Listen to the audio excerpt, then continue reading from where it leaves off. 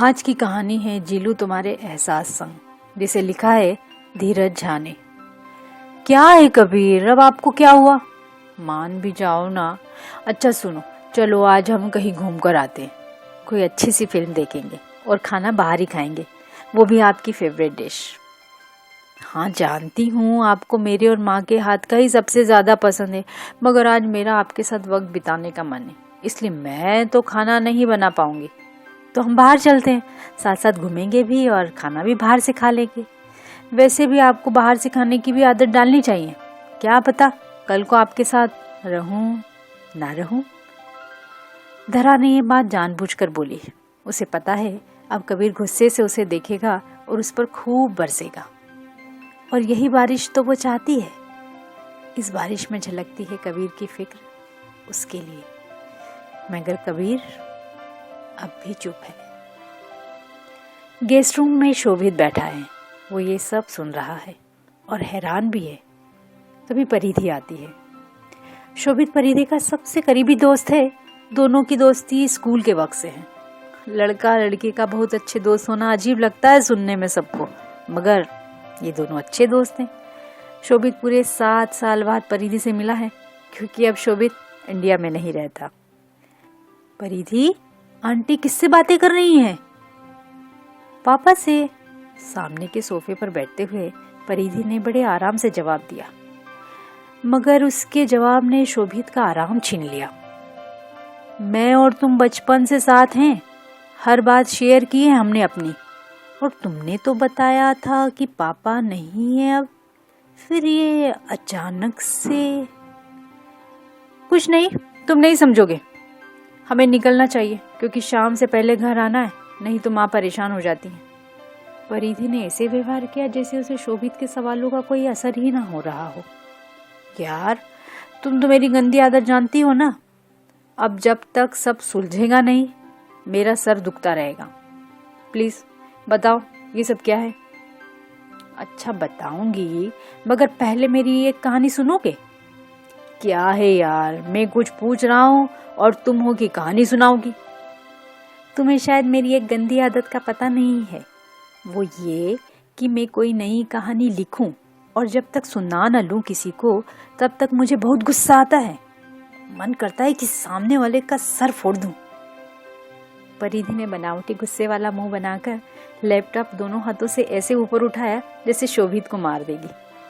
अच्छा मेरी माँ, मार मत, सुना अपनी कहानी। तो सुनो। बात तकरीबन 30 या 32 साल पुरानी होगी। एक लड़का एक लड़की थे, जैसे हर कहानी में होते हैं। दोनों एक दूसरे से इतना प्यार करते थे कि जैसे दुनिया में उनके सिवा कोई और हो ही नहीं, जैसा हर कहानी में होता है। धीरे धीरे दोनों का प्यार इतना बढ़ गया कि एक दूसरे के बिना रहने की सोचना भी उन्हें सजा लगने लगा। जैसा हर कहानी में होता है, लड़का हमेशा कहता था, सुनो, तुम्हारे सिवा अब ये जिंदगी किसी की भी नहीं। कोशिश करना आखिरी दम तक कि मेरी हो जाओ। अगर ना हो पाई तो ये जिंदगी तुम्हारे बाद मेरी भी नहीं रहेगी। ऐसा ही तो हर कहानी में हर लड़का कहता है।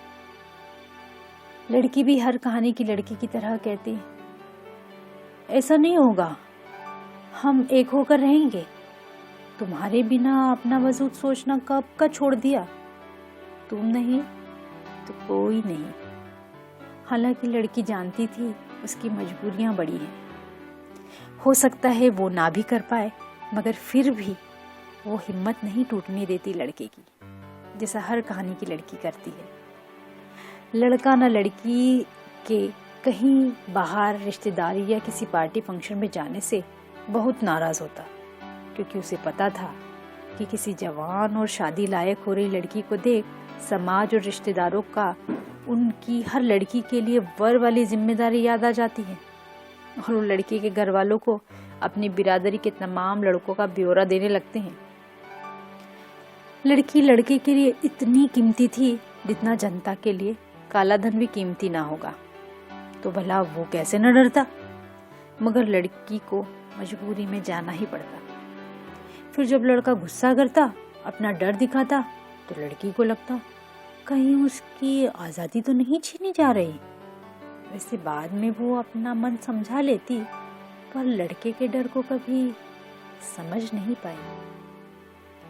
लड़के ने एक रोज कहा, अब तुम्हें नहीं रोकूंगा कभी कहीं आने जाने से, बस जिस दिन कोई अनहोनी हुई उस दिन के लिए खुद को तैयार रखना कि संभल सको। बात आई गई हो गई, वक्त बीता और लड़के का डर सच हो गया। लड़की के किसी रिश्तेदार ने लड़की के लिए एक लड़का सुझाया उसके घर वालों को। उन्हें लड़का पसंद आ गया। लड़की रोती रही, चिल्लाती रही, मगर किसी ने उसकी नहीं सुनी। उसकी माँ ने भी नहीं, जो उसे इतना प्यार करती थी। लड़के को जब पता लगा तब बस वो मन में उठे तूफान को बड़ी मुश्किल से दबाकर मुस्कुरा पाया और लड़की का हाथ अपने हाथों में ले बस इतना ही बोल पाया, ख्याल रखना अपना और महसूस करती रहना, हमेशा अपने पास ही पाओगी मुझे। ये तुम्हारे प्यार पर निर्भर करेगा कि मुझे किस हद तक महसूस करती हो। जितना दिल से महसूस करोगी उतना ही साफ नजर आऊंगा हर वक्त तुम्हारे पास। इतना कहकर लड़के ने लड़की का हाथ छोड़ा और वहां से चला गया, जैसा कि अधिकतर कहानियों में होता है। वो दिन भी आ गया जिस दिन लड़की की शादी थी। लड़की मंडप पर बैठी रो रही थी और सामने अचानक से लड़का बैठा हुआ दिखा। लड़की का दिल धक से रह गया।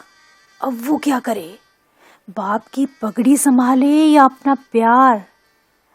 लड़का सामने उसी की पसंदीदा ब्लैक शर्ट, ब्लू जीन्स पहने बैठा था। कपड़ों और चेहरों पर मिट्टी लगी थी, जैसे कहीं गिरा हो, पर लड़का मुस्कुरा रहा था। लड़की क्या करूं क्या ना करूं वाली धेड़-बुन में थी। अब तक जो हुआ वो हर कहानी में होता है, मगर अब जो होने वाला था वो किसी कहानी में नहीं होता, मगर इस कहानी में हुआ। लड़की की बहन दौड़ती हुई आई और लड़की के कान में बोली कि जो लड़का तुमसे प्यार करता था वो अब इस दुनिया में नहीं रहा। थोड़ी देर पहले ही उसने दम तोड़ दिया। इतना सुनते ही लड़की की आंखें फटी रह गई, दिल की गति धीमी हो गई और देखते ही देखते लड़की बेहोश। आंख तब खुली जब लड़के ने अपनी गोद में सर रखकर उसे जगाया। आंख खोलते वो देखती है सामने कोई नहीं है, बस लड़का और वो है। पंडाल खाली है। लड़का मुस्कुराता है और कहता है, कहा था ना तुम गई तो ये जिंदगी भी मेरी ना रहेगी।